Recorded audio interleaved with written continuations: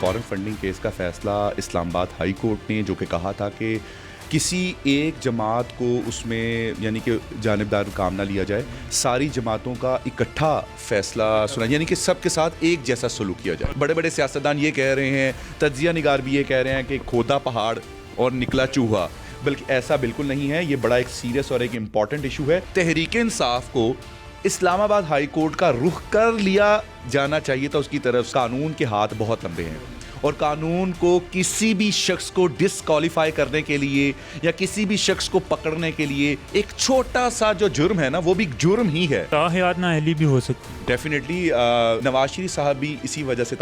جو ہے وہ نااہل ہے، جہانگیر ترین صاحب بھی اسی وجہ سے ایفیڈیوٹ کی وجہ وہ ایفیڈیوٹ کے ذریعے بول دیں یا کسی بھی طریقے سے وہ جھوٹ پروو ہو جائے تو وہ پھر آرٹیکل 62 اور 63 لگتا ہے اس کے اوپر۔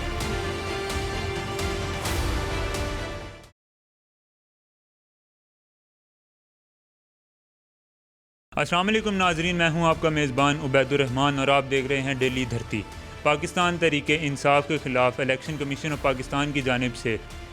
فورن فنڈنگ کیس کا فیصلہ آ چکا ہے۔ فورن فنڈنگ کیس کا فیصلہ جو کہ سنایا جانا تھا، لیکن اس کے اندر ایک نکتہ چینی جو ہے وہ یہ ہے کہ ہائی کورٹ کی جانب سے کہا گیا تھا کہ تمام سیاسی پارٹیوں کے اوپر فورن فنڈنگ کا جو ایک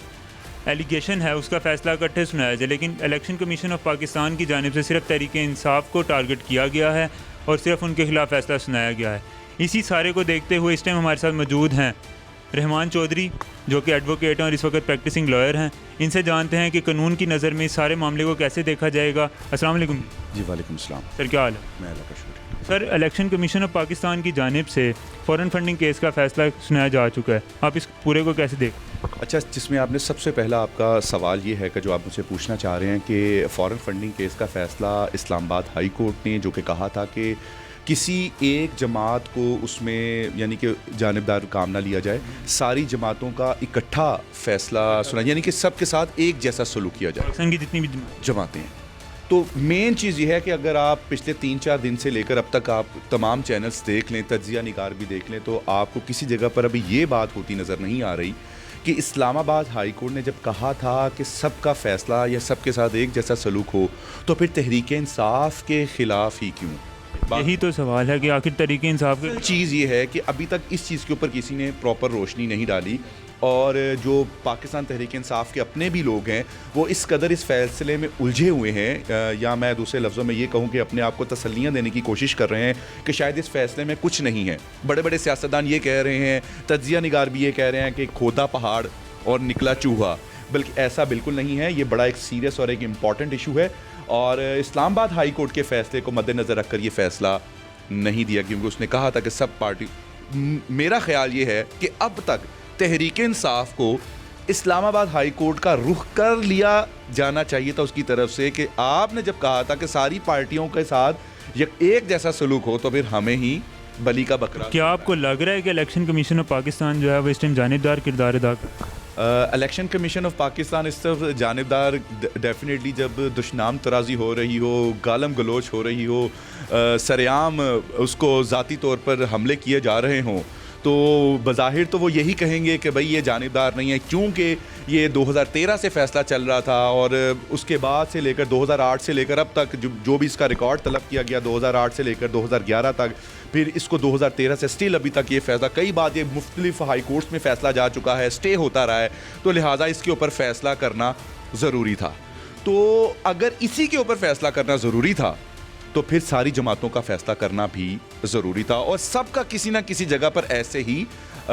فورن فنڈنگ میں سب ایسے ہی ننگے ہر کسی کا ہاتھ،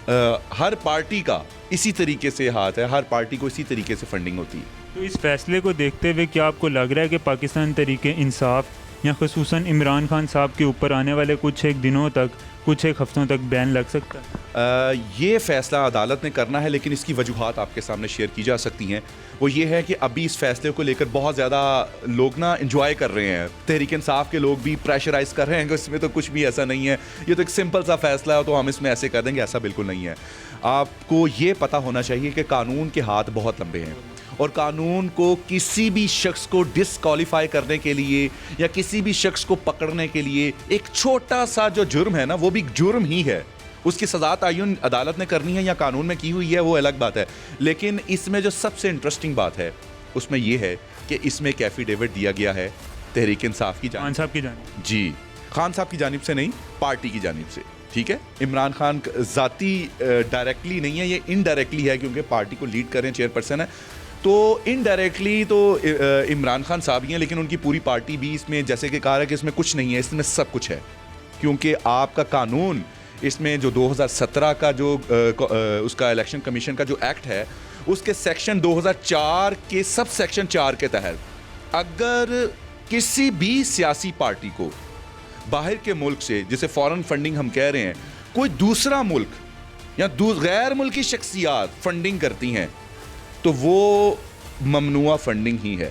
اوورسیز پاکستانی فنڈ کر سکتے ہیں. اوورسیز پاکستانی ڈیول نیشنل ہے نا, وہ پاکستانی ہے, وہ تو کر سکتے ہیں, ان میں ان کو تو پورا اختیار ہے, اور ان کا بھی ایک پراپر, ان کو بھی ایک رولز اینڈ ریگولیشن بتائی ہوئی ہیں, اتھارٹی دی ہوئی ہیں, ان کو ایک پراپر ایک کارڈ ملتا ہے جس کے ذریعے وہ سارا کام یہ کر سکتے ہیں.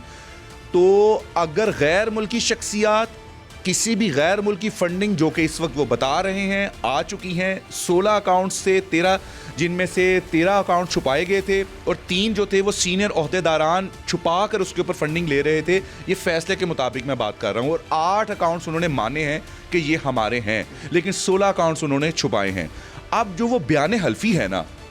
وہ اس میں مین چیز یہ ہے کہ وہ سب سے امپورٹنٹ رول پلے کرے گا. اس کے اوپر لگ سکتا ہے آرٹیکل 62 اور 63, یعنی وہ نااہل ہو سکتا ہے. یس, وفاق اس کے اوپر ایک ڈیکلریشن بنا کر سپریم کورٹ میں جمع کروائے گی کہ غیر ملکی فنڈنگ کی جو کہ اجازت نہیں ہے ہمارے کانسٹیٹیوشن میں, اس کے پراپر اس کا ایک سسٹم جو ہے وہ بنا کر ڈیکلریشن سپریم کورٹ کو فائل کرے گی. پھر سپریم کورٹ کے اوپر ڈپینڈ کرتا ہے کہ وہ اس کو کتنا بین کرتی ہے, ریلیف دیتی ہے, سزا دیتی ہے, کم سزا دیتی ہے. تاحیات نااہلی بھی ہو سکتی ہے ڈیفینیٹلی, جو کہ اگر آرٹیکل 62, 63 اس کے اوپر جو کہ ابھی فال کر رہا ہے بیان حلفی ہے, انہوں نے جھوٹ بولا ہے, یعنی کہ صادق اور امین نہیں رہے. یہ الیکشن کمیشن کے فیصلے کی بات کر رہا ہوں, میرا اور آپ کا فیصلہ نہیں ہے. اس کے مطابق وہ صادق امین نہیں رہے. نواز شریف صاحب بھی اسی وجہ سے تاہا جو ہے وہ نااہل ہیں. جہانگیر ترین صاحب بھی اسی وجہ سے ایفیڈیوٹ کی وجہ سے. جی بالکل, جھوٹ نہیں, ایفیڈیوٹ کی وجہ سے نہیں, جھوٹ کی وجہ سے. کہ عدالت کے سامنے جھوٹ بولا, وہ ایفیڈیوٹ کے ذریعے بول دیں یا کسی بھی طریقے سے وہ جھوٹ پروو ہو جائے تو وہ پھر آرٹیکل 62 اور 63 لگتا ہے اس کے اوپر. اگر پاکستان تحریک انصاف جو ہے اس کے اوپر بین لگ جاتا ہے تو ان کے جو اراکین اسمبلی اس وقت اسمبلی کے اندر بیٹھے ہوئے ہیں, پنجاب اسمبلی میں ہیں, قومی اسمبلی میں ہیں, بے شک ان کے استعفے منظور ہوئے ہیں یا نہیں ہوئے, تو آخر ان کا پھر آگے مستقبل کیا ہوگا؟ ان کا مستقبل بہت برائٹ ہے. پاکستان میں اگر آپ چھوٹے ہوں تو آپ لچھے اور گولے کھاتے ہوں گے, وہ لچھے اور گولے لگائیں گے, انجوائے کریں گے وہ اپنی لائف میں, اور کیا, وہ بھی نااہل ہوں گے, ان کے لیے مستقبل بہت برائٹ ہے. اگر پارٹی بین ہوگی تو ان کے اراکین بھی بین, وہ سارے اٹھا کے باہر پھینکیں گے اسمبلی سے. اور ویسے بھی جو باقی پی ڈی ایم ہیں وہ پہلے ہی ان کے بڑا جو ہے اگینسٹ ہے, اور انہوں نے 11 لوگوں کے جو ہے منظور بھی کر لی ہیں, ابھی باقیوں کے بھی تیار ہیں. تو اس وقت ان کے اوپر سخت ایکشن ہوگا, اور ان کو کسی قسم کا کوئی پارٹی ختم ہو گئی تو پھر جو اراکین ہیں وہ کیا کریں گے.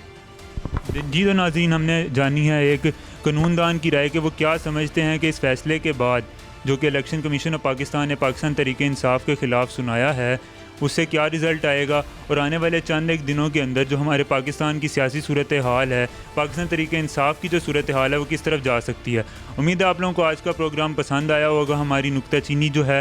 سیاست کے اوپر وہ بھی آپ لوگوں نے سنی ہوگی, اس کو بمشغول دیکھا ہوگا. تو ملتے ہیں آپ سے نیکسٹ ویڈیو میں, تب تک کے لیے اپنے میزبان عبید الرحمان کو دیجیے اجازت. دیکھتے رہیے ڈیلی دھرتی, تب تک کے لیے اللہ حافظ.